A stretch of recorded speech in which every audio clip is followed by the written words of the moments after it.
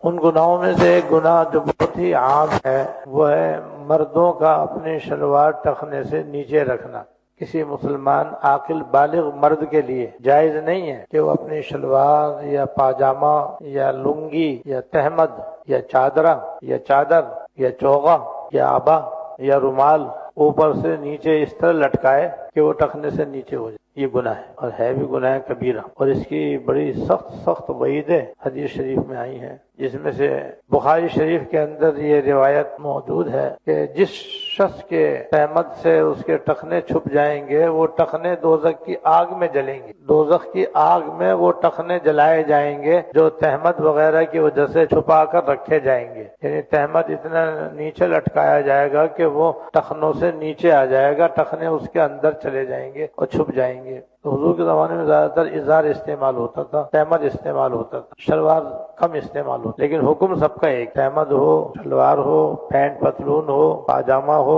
اگر وہ ٹخنے سے نیچے ہوگا تو بخاری شریف کی روایت میں ہے کہ وہ دوزخ کی آگ میں جلیں گے۔ اور جہنم کی آگ اتنی خوفناک اور ہولناک ہے کہ ایک حدیث میں جہنم کا جو سب سے ہلکا عذاب بتایا گیا ہے، جہنم کا جو سب سے ہلکا عذاب بتایا گیا ہے وہ یہ ہے کہ کسی شخص کو جہنم میں سے 2 چپلیں نکال کر پہنا دی جائیں گی، کسی دوزخی کو، ابھی وہ دوزخ میں نہیں ہوگا، باہر ہوگا، بس دوزخ میں سے 2 چپلیں نکال کر اس کو پہنا دی جائیں گی۔ تو صرف چپلوں کے اندر اتنی تپش اور آگ ہوگی کہ ان چپلوں کے پہننے سے اس آدمی کا دماغ ہنڈیا کی طرح پکڑا ہوگا، دماغ یہاں پر ہوتا ہے آدمی کے سر میں، چپلیں پیر کے اندر ہیں، لیکن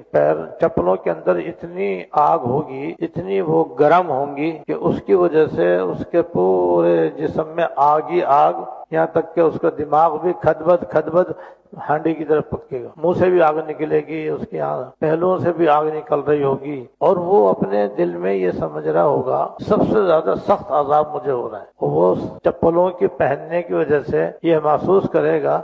کہ مجھے جہنم کا سب سے زیادہ سخت عذاب ہو رہا ہے، حالانکہ سب سے کم اور ہلکا اسے عذاب ہو رہا ہوگا۔ جس کے ٹخنے ہی جہنم کے اندر ہوں گے اسے کیا حال ہوگا، اس سے اندازہ کریں۔ اور یہ حکم نماز کے اندر بھی ہے، نماز کے باہر بھی ہے۔ بعض لوگوں کو اس میں 2 غلطیاں ہوتی ہیں، اس میں بعض لوگوں کو 2 غلطیاں ہوتی ہیں۔ ایک غلطی تو یہ ہے کہ شاید یہ نماز کے اندر حکم ہے، نماز کے باہر چاہے شلوار ٹخنے سے نیچے کرو کوئی پرواہ نہیں، غلط ہے۔ نماز کے اندر اگر یہ گناہ کرے گا تو نماز قبول نہیں ہوگی، یعنی اگر کوئی اس طرح نماز پڑھ رہا ہے کہ اس کی شلوار ٹخنے سے نیچے ہے، ٹخنے اس کے چھپے ہوئے ہیں شلوار سے یا پجامے سے یا پینٹ پتلون سے، تو اس کی نماز ہی مقبول نہیں ہوگی۔ اور نماز کے باہر ہوگا اور نماز کے اندر ہوگا تو اس کے دونوں ٹخنے جہنم میں جلیں گے۔ تو یہ گناہ نماز کے ساتھ خاص نہیں ہے کہ نماز میں بچو، نماز کے باہر کچھ بھی کرو، ایسا نہیں ہے۔ نماز میں بھی ٹخنے کھلے ہونے چاہیے اور نماز کے بعد بھی ٹخنے کھلے رکھنے واجب ہے۔ ایسی بعض لوگ یہ کہتے ہیں کہ بھئی تکبر اگر ہو تب تو ٹخنے چھپانا گناہ ہے،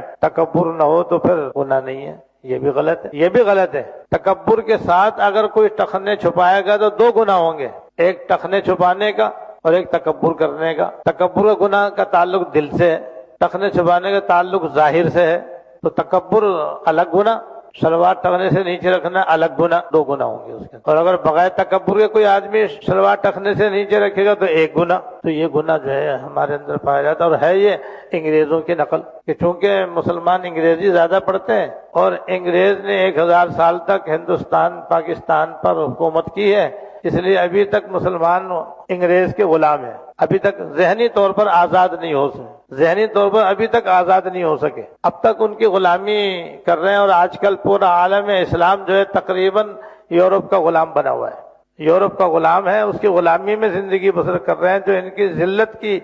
اور ناکامی کی اور رسوائی کی کا باعث ہے۔ تو یہ اس میں انگریزوں کی نقالیہ گناہ الگ ہے۔ دشمنوں کے بائیکاٹ کا تقاضا یہ ہے کہ ہم ان گناہوں سے بھی پرہیز کریں اور اس